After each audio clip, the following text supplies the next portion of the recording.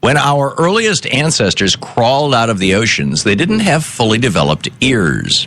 However, science says that they used their lungs to pick up sound in their new, dry environment. According to new research published in the journal Proceedings of the Royal Society, the very first land animals had ears that were more like the ears of frogs than modern-day mammals. Researchers conducted the various experiments to determine that fish detect sound through vibration in their swim bladders, and our early ancestors copied that trait with their newly developed lungs. Study author Peter Madsen explained that lungs started to appear in fish underwater when they evolved air breathing in response to low oxygen levels in water 350 to 400 million years ago. Those lungs adapted to feel vibrations in the air and eventually evolved into the middle ear. So the very same organ that allowed us to breathe on land allowed us to hear each other today as well. A toxic algae bloom in California has killed at least 3 dogs, but that doesn't spell good, and it doesn't spell good news for the future. The bloom appeared in East Bay Regional Park, which hasn't seen an algae bloom in 80 years, and certainly hasn't ever seen one in the winter.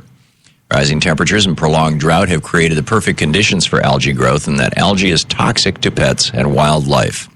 A spokesperson for the park said, "We're putting up more signs and making them more obvious to keep dogs away from the water." While that may help protect people's beloved pets, it does little to protect the wildlife that lives in the park and relies on that lake for food and water.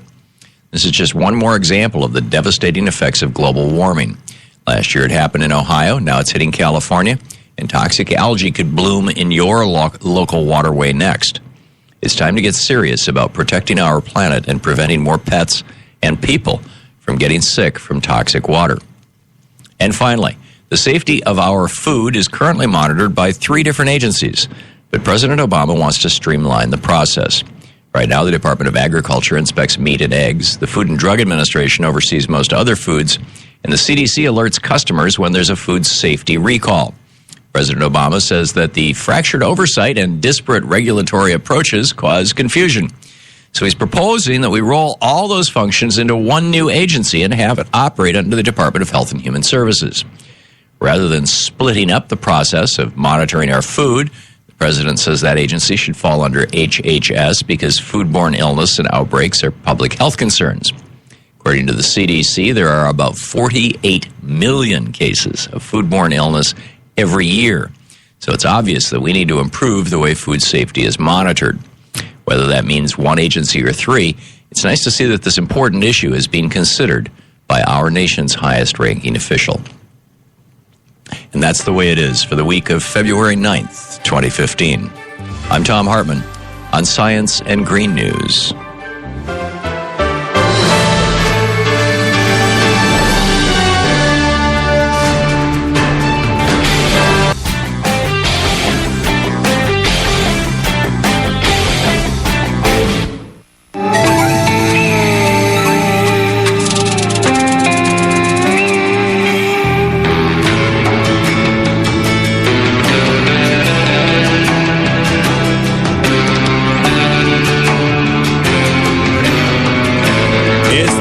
The very, very planesthetically ugly, the good.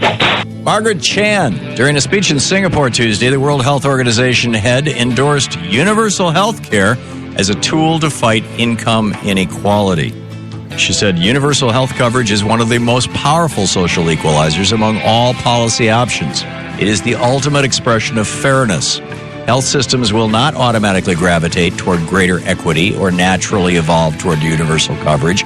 All of these outcomes require deliberate policy decisions. I couldn't agree more. Let's hope Congress is listening and gets to work trying to pass John Conyers' single-payer bill, House Resolution 676. The bad. David Moore. After naked bikers rode through his town this past summer, the Montana Republican decided to take action. So on Tuesday, he proposed a bill in the state legislature that would clamp down on nudists and, well, pretty much everyone not wearing a burqa.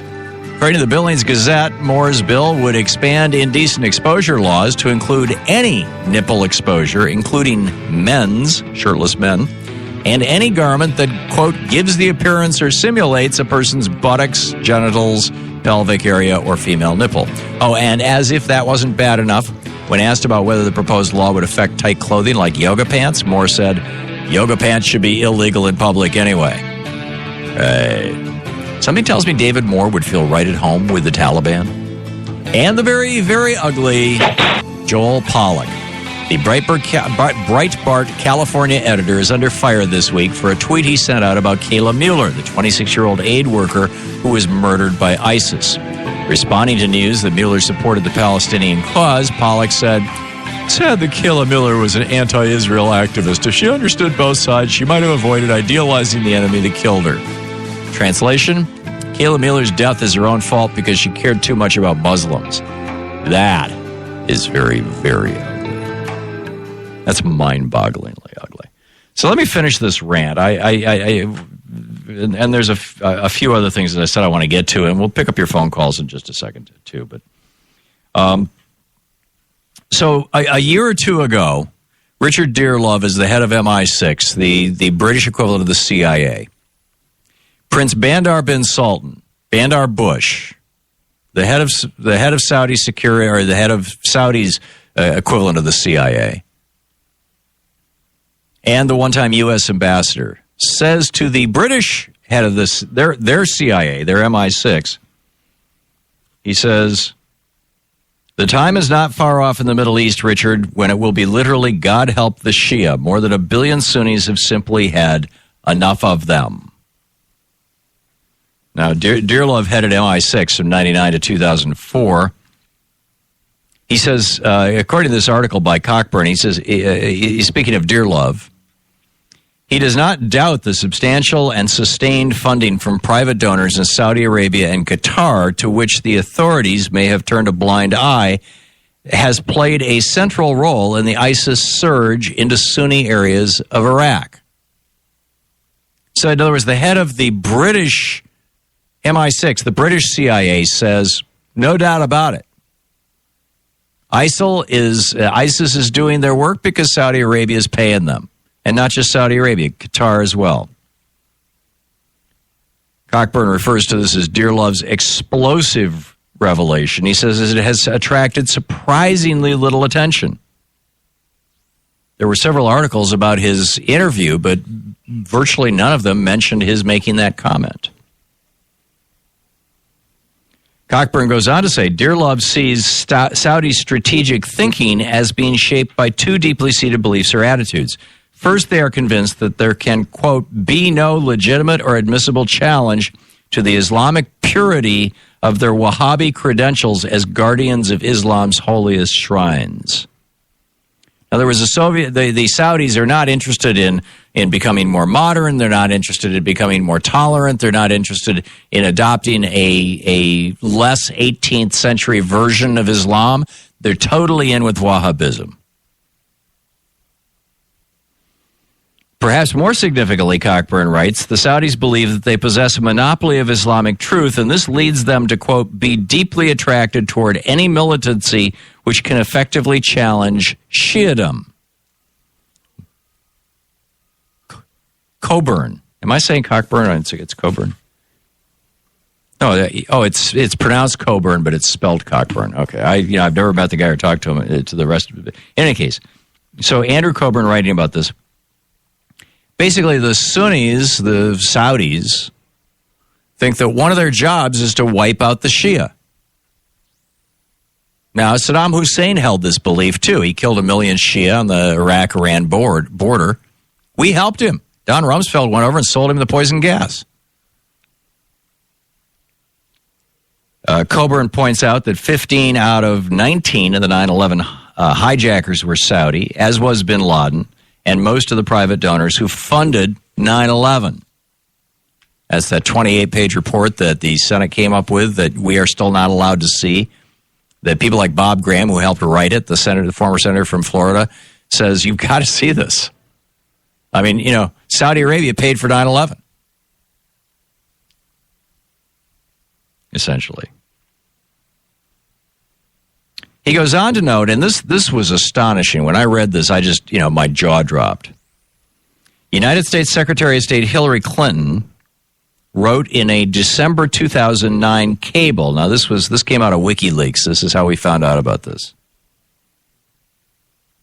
Quote, Saudi Arabia remains a critical financial support base for Al-Qaeda, the Taliban, and LET, which is Lashkar-e-Taliban in Pakistan, and other terrorist groups.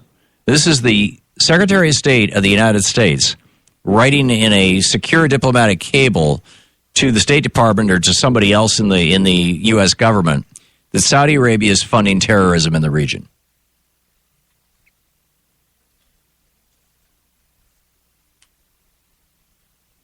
Coburn goes on to say, for all of Maliki, we propped up the Maliki government, but it became a Shiite government in Iraq, so the Saudis were not happy with that. So how do we change this to a Sunni government like it used to be with Saddam? Well, let's send in some Sunni fighters. We'll call them ISIS. Andrew Coburn writes, for all his gargantuan mistakes, Maliki's failings were not the reason why the Iraqi state is disintegrating. What destabilized Iraq from 2011 was the revolt of the Sunni in Syria and the takeover of that revolt by jihadis, who were often sponsored by donors in Saudi Arabia, Qatar, Kuwait, and the UAE, the United Arab Emirates. He writes, Saudi Arabia has created a Frankenstein's monster over which it's rapidly losing control. The same is true of its allies such as Turkey.